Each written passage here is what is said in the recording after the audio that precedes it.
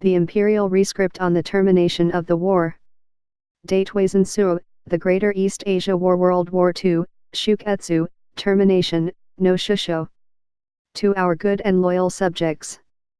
After pondering deeply the general trends of the world and the actual conditions obtaining in our empire today, we have decided to effect a settlement of the present situation by resorting to an extraordinary measure. We have ordered our government to communicate to the governments of the United States, Great Britain, China, and the Soviet Union that our empire accepts the provisions of their joint declaration. To strive for the common prosperity and happiness of all nations as well as the security and well-being of our subjects is the solemn obligation which has been handed down by our imperial ancestors and which lies close to our heart. Indeed, we declared war on America and Britain out of our sincere desire to ensure Japan's self-preservation and the stabilization of East Asia, it being far from our thought either to infringe upon the sovereignty of other nations or to embark upon territorial aggrandizement. But now the war has lasted for nearly 4 years. Despite the best that has been done by everyone, the gallant fighting of the military and naval forces, the diligence and assiduity of our servants of the state, and the devoted service of our 100 million people, the war situation has developed not necessarily to Japan's advantage, while the general trends of the world have all turned against her interest. Moreover, the enemy has begun to employ a new and most cruel bomb, the power of which to do damage is, indeed, incalculable, taking the toll of many innocent lives. Should we continue to fight, not only would it result in an ultimate collapse and obliteration of the Japanese nation, but also it would lead to the total extinction of human civilization. Such being the case, how are we to save the millions of our subjects, or to atone ourselves before the hallowed spirits of our imperial ancestors? This is the reason why we have ordered the acceptance of the provisions of the Joint Declaration of the Powers. We cannot but express the deepest sense of regret to our allied nations of East Asia, who have consistently cooperated with the Empire towards the emancipation of East Asia.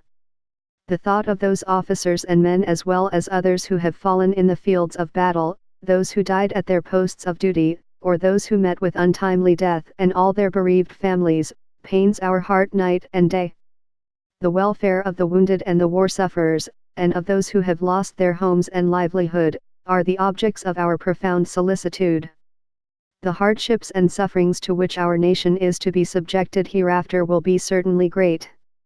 We are keenly aware of the inmost feelings of all of you, our subjects. However, it is according to the dictates of time and fate that we have resolved to pave the way for a grand peace for all the generations to come by enduring the unendurable and suffering what is unsufferable. Having been able to safeguard and maintain the structure of the imperial state, we are always with you, our good and loyal subjects, relying upon your sincerity and integrity. Beware most strictly of any outbursts of emotion which may engender needless complications, or any fraternal contention and strike which may create confusion, lead you astray and cause you to lose the confidence of the world.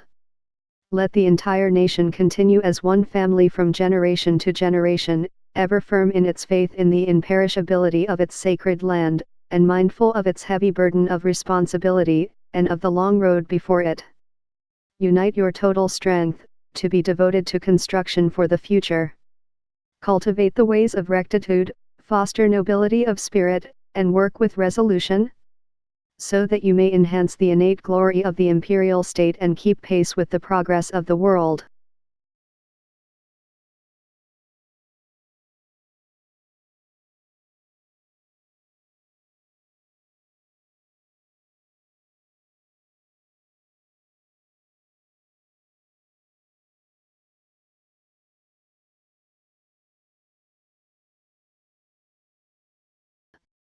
Be blessed always.